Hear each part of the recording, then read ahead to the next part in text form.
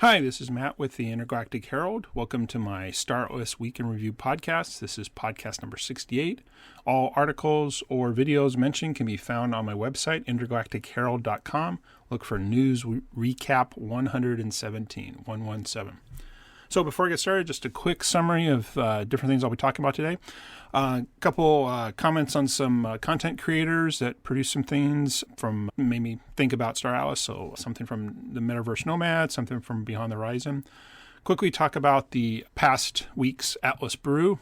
Team talked a little bit about crew, and then I'll continue with maybe a permanent segment now, kind of my thoughts on the state of Star Atlas and some of my journey playing Star Atlas. So before I get into that, just a couple Star Atlas projects of mine that I want to make you aware of. One is my merch store, Intergalactic Gear, intergalacticgear.com. It's finally open for business.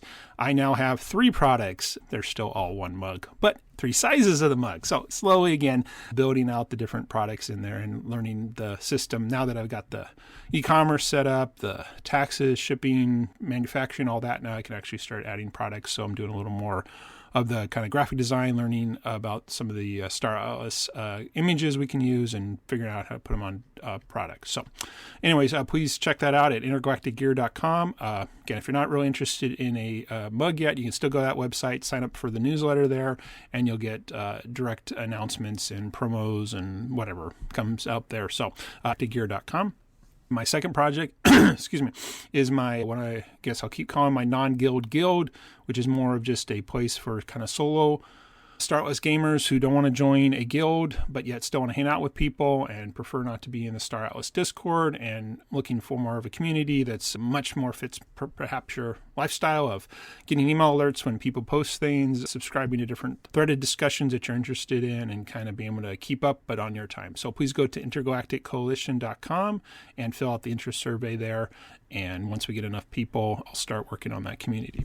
So let's get into the main content section. A few content creators, pretty much the consistent ones, obviously, they keep posting or doing some content creation each week. First one is Metaverse Nomads. If you haven't checked them out, again, almost always have a link for them because they do a regular scheduled Sunday, well, I guess it's Sunday my time, but Sunday kind of Star Atlas live stream on their YouTube channel, though they do occasionally talk about other crypto games and do talk about the crypto space in general. They had an interesting discussion, and it's been a topic that I've been thinking about a lot over time, is again this idea of a small player. And again, the real key is, what is it? And before I even get that, I mean, obviously being interested in the kind of solo gamers and things like that, I kind of think of us as small players in the fact that we're not part of guilds, but there's another way to look at it, and it's definitely a monetary investment. And so what was interesting is the Metaverse Nomads went over some AFIA dashboards that were actually produced, which are really great analysis, but it was specifically about a small player. So the person that created the AFIA dashboards actually went through the different gameplay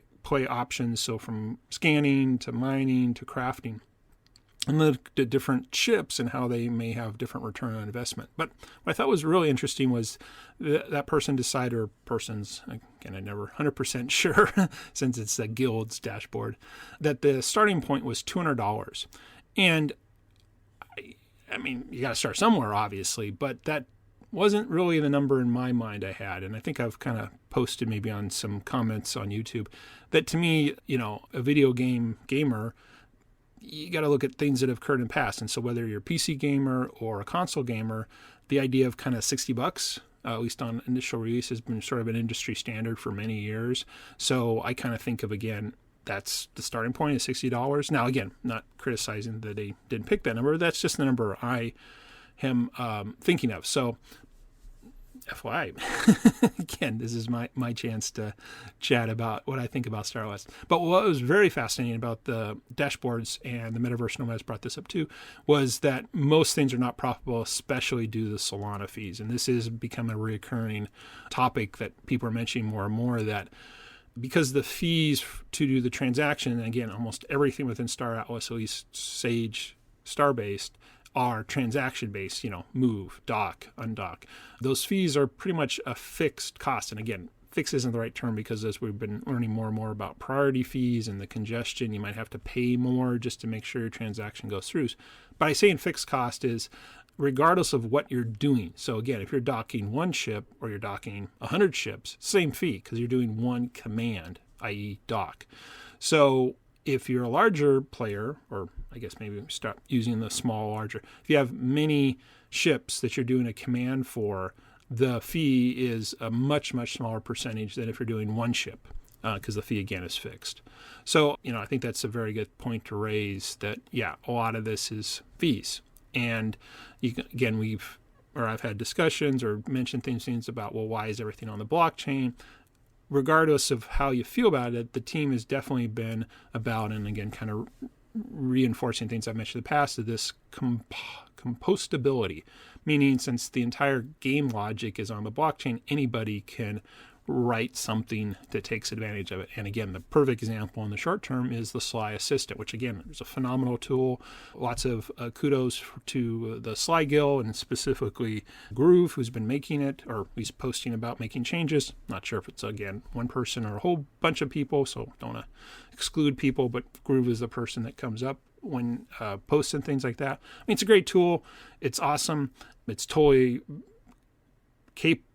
possible because the game logic is on the blockchain.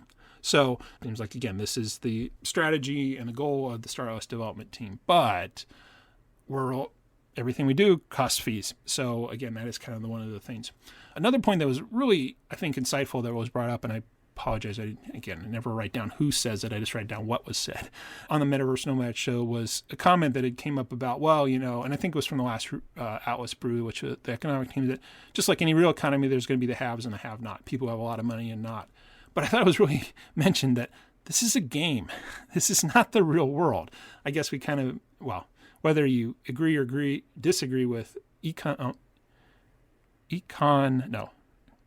economic inequalities in the real world.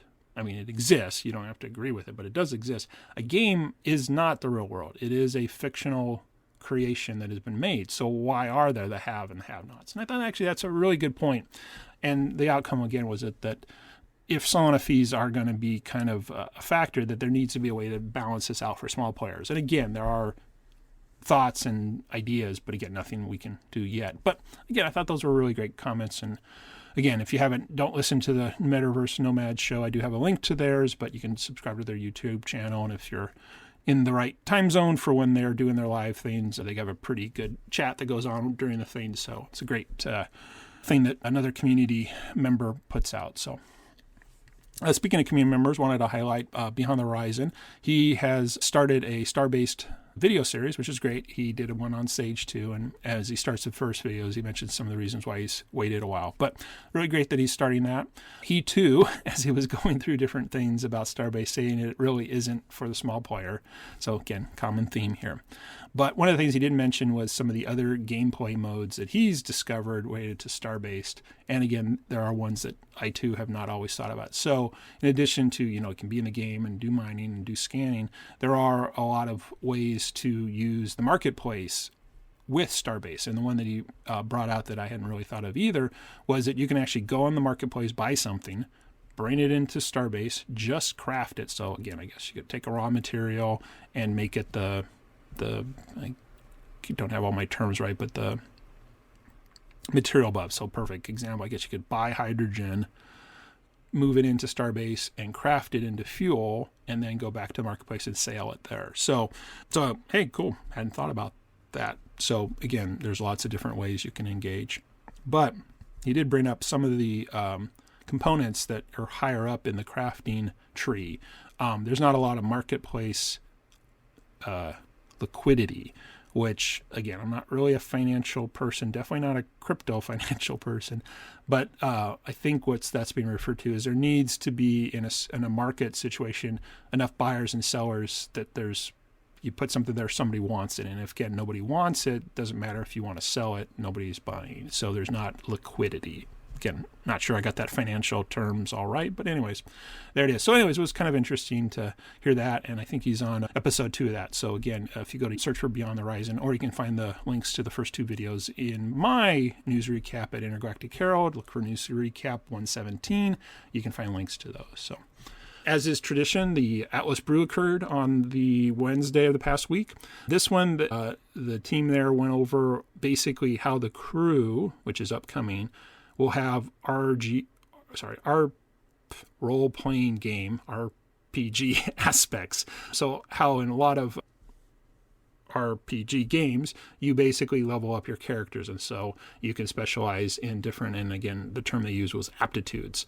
And they had a bunch of them listed there. So, and they basically were going through what the skill tree is for all of those. So if you're interested in that, check out the Atlas Peru. A few other people have posted the document. I don't think the team actually posted it outside of the brew. I haven't seen like a Medium article or anything. So I don't have a link to share there, but you should be able to find it. Now, as anyone who's listened to me for a while knows, kind of I'm excited, but again, I feel like we're in a waiting period, and that the team has a past habit of, hey, we got this thing, and then nothing. And I hate to say it, but that's what this is to me, that this is already cool. It's very interesting. I mean, I've never played an RPG before, so can't say I have a lot of background. As I mentioned, I'm more of a RTS type of person, little shooter. Well, I liked them much more when I was younger and could do better at them, but RTS is definitely what I am now. So the idea of the crew, though, is cool because, again, it relates to the ship. And what was great, both Metaverse Explorer and Beyond the Horizon did their thoughts on it. And what I didn't catch in the brew was that the crew's aptitudes will impact the ships that they're in, which is, again, that even has more things. And now I can kind of see how these have real life ramifications within the game. Again, as I've mentioned before, I was always thinking of Star Atlas as a ship-specific game, but it was mentioned a few months back that might have been just because those are available, but that Star Atlas might be much more of a crew-focused thing, where you have your crew who represent you, and you level that up, and that's your custom profile picture, and then you get into a ship or something. So again, we'll see how this all plays out, but the fact that the crew impact what the ship can do, i.e. if you're a miner crew, your ship gets maybe mining improvements. Yeah, cool. So all this sounds interesting, but back to the negative part is, okay, cool, but when are we going to get engaged with this, in the short term? There was even mentioned in it that there's some aspects that'll be for the UE5 game, and then there'll be some for the Sage game, which now I'm still confused. Isn't Sage moving into UE5? So again, doesn't really matter. We'll see what happens. But again, it doesn't feel like there's anything going to come of this aptitudes anytime soon. And we also know historically things always seem to change. So kind of interesting, but after I kind of, 5 minutes, 10 minutes of hearing about it, and then they continue to go through all the aptitudes for the next, say, 45 minutes is kind of like, I'll listen to the end just to make sure I hear it all, but whatever. So, again, sorry to put a little negative spin on it, but again, nothing's happening anytime soon. So, anyway, so moving into the kind of final two things, sort of my Star Atlas or state of Star Atlas. So one thing, as I mentioned in the last couple ones, I have been getting into Starbase now because the Sly Assistant tool really makes it something I can do. So it was cool learning the tool. It's a great tool, enjoying it because, in fact, I'm recording this and my laptop next to me that I'm using for this is mining hydrogen, mining. So, and it's been working for like, I don't know, day and a half or something. I hit my goal. Well, I'll get to that in a second. But anyway, so that's cool. And still have to figure out how it works and the Sly Assistant anyway. So that's really great. But one thing I realized as I went through my first goal of mining iron ore, that it actually takes 3 resources to get 1 resource. So to break this down, and this is where I'm trying to learn the terms a little better, at least how they're listed in the marketplace. So we started out with the first 4 resources, which were food, fuel, ammo, and toolkits. And they're called consumables in the marketplace. Okay, so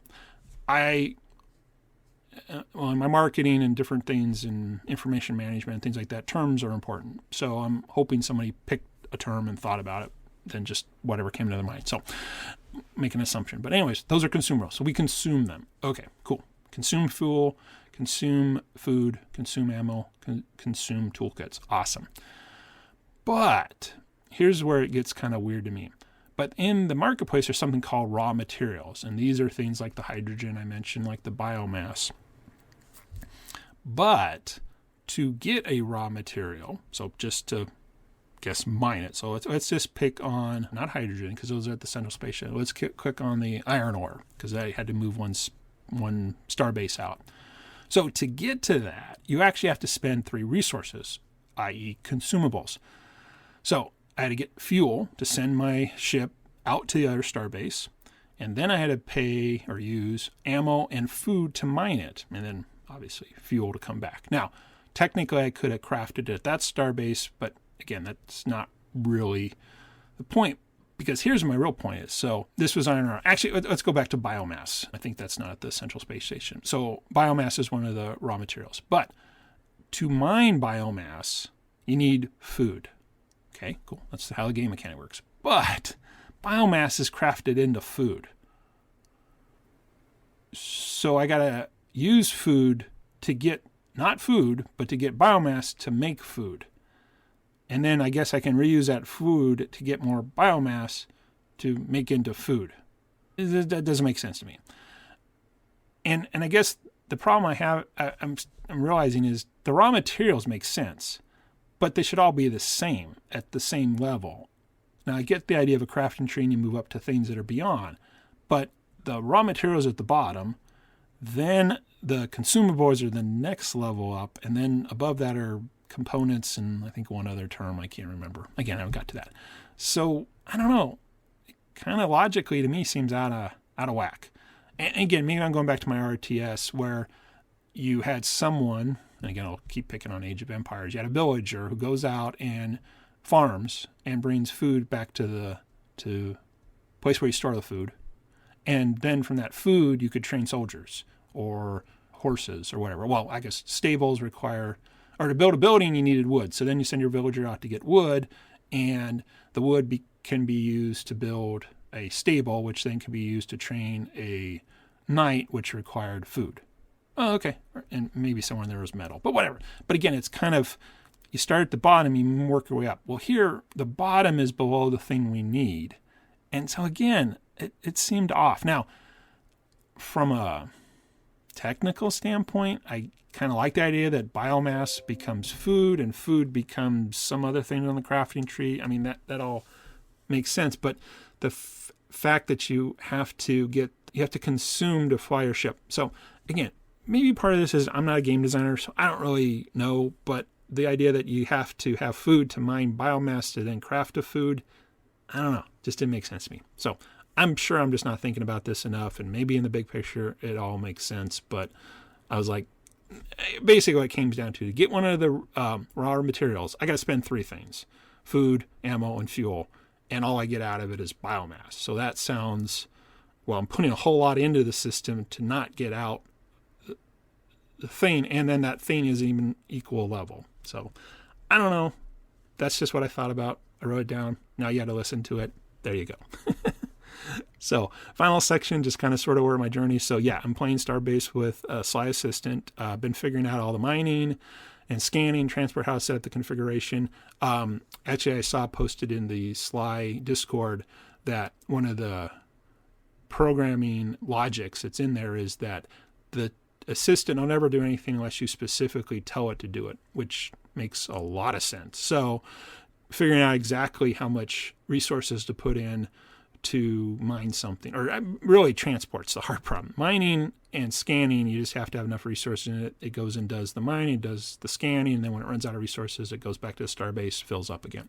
So it's really more of struggling with the supply chain issues of getting the transport working, which is moving those resources, so the food, fuel, and ammo from the Central Space Station to the starbase that has the resource I want to mine, and then my scanning for SDUs are kind of around it, and then taking back the mined resource back to the starbase and kind of getting that supply chain of the transport going. So partly I was learning, but partly I wasn't documenting what I was doing. So the next time I'm going to do better. So going forward, what I decided to do is I was going to try to get 1 million of each of the raw materials. So I already did iron ore as my kind of first test. Then because hydrogen is at the Central Space Station, you only have to do a mining loop. I've been running that for the last day and a half and already over that goal. And then the next one I'll go, I don't know, pick whatever's next on my list. But I made a list of all of them, so I got that. So, but what I'm going to do differently this time to try to bring back a little both internal statistics, and I'm more than happy to share here if I can make coherent sense of what I try to do, is start out with a set amount of fuel, food, and ammo. I'm thinking that one's going to be like 300,000. Again, I'm just picking these numbers out of thin air for the test because I wasn't paying attention on the last one. And also Sol, so Solana. So I kept adding more each day, partly because I was still wanting to be cautious because of the freelancer, what's it called? Yeah, freelancer/handler. Anyways, the thing that you can delegate. I like delegate better. You can delegate your fleets, your ships, your assets. Actually, I guess only it's the ships. So Sly Assistant, you're only delegating ships. You're not delegating resources. Is that true? Yeah, you put the resources in the Starbase in your wallet, and then the Sly Assistant just controls your fleets, which are composed of ships. Yeah, so I guess it doesn't have access to anything beyond ship commands. I hadn't thought about that, so don't quote me on any of that. But anyways, so I want to start out with a set amount. And the Sol, well, anyways, you have to put Sol in your freelancing wallet. And I like that idea because then it obviously can only use as much as you put in. So I think I saw one person post in the Sly Discord a while back that they'd ate up a whole bunch of their Sol and they don't know why. And I was like, because that's real money or it has monetary value, unlike the other ones. Well, I guess they all have monetary values, but you know what I mean. So closer to actually getting money. So set out with a certain thing, 300,000, maybe more. I was thinking of starting with 0.05 Sol just to see, because it seemed like that's how much I needed to get the other million. But anyways, the point being is having those fixed at the beginning and not going to add anything, I can just let the Sly Assistant run, hopefully without inputting more initial resources. Now, again, I may have the configuration off and it doesn't work right or something like that, but that's okay. I hope to refine this for each raw material. And then when it runs out of one of those, then I stop and I'll see how much I mined and how many SGUs I can have got. And then I can do a calculation about, well, how much should I invest and how much should I return? And then if I'm not at my goal of 1 million raw materials, I can add a little more to whatever is low, and that'll help me understand for the future. But again, I thought it would be really good if you have a exact fixed amount at the beginning. You should be able to calculate based on whichever one runs out first, how much you gained, and then you can calculate, oh, was it worth it? And again, that's, I guess, in the back of my mind. I'm trying to figure out what is your investment in consumables and Sol, so fees, to get back a raw material. So anyways, that's my goal for the week ahead. We'll see how it goes. And that wraps up everything I had to talk about. So just to finish, again, if anybody's interested in being a guest on this podcast, definitely open for any community members, other content creators, happy to do interviews. We could just talk about the week of news in the past. Any team members, I'd love to get that. If anybody in the economics team, I'd love to do a second part of like a beginning guide to economics in Star Atlas from a Star Atlas team member. So nothing about what's going on, nothing about problems. Just want to, maybe even start with the white paper and just talk about the economic parts of the game from the beginner's perspective who's just coming in. So anyways, open invitation to any team member. And then again, just my 2 Star Atlas projects. My first is my merch store. Again, if you're looking for a Star Atlas mug, please go there. Otherwise, I do still have my merch survey up, so that'll help me figure out which other ones you might be interested in. That's at intergalacticgear.com. And then if you're interested in a community of other Star Atlas gamers, people who don't want to join a guild, don't have time to hang out in Discord every day, but yet still want to be in conversations and talk to other people, I am looking to create a paid community. And part of the reason for paid is because I need some funding for the software I want to run. It's not free like Discord. It is a paid solution, but it allows for things like threaded discussions, email alerts, anyways, things like that. Please go to Intergalactic Coalition and sign up for that interest survey. Once I get enough people to kind of offset the initial cost of the software, definitely looking at building that. So anyways, thanks for listening. Hope you enjoyed my ramblings of this week. Again, this is Matt with the Intergalactic Herald. Have a great week ahead.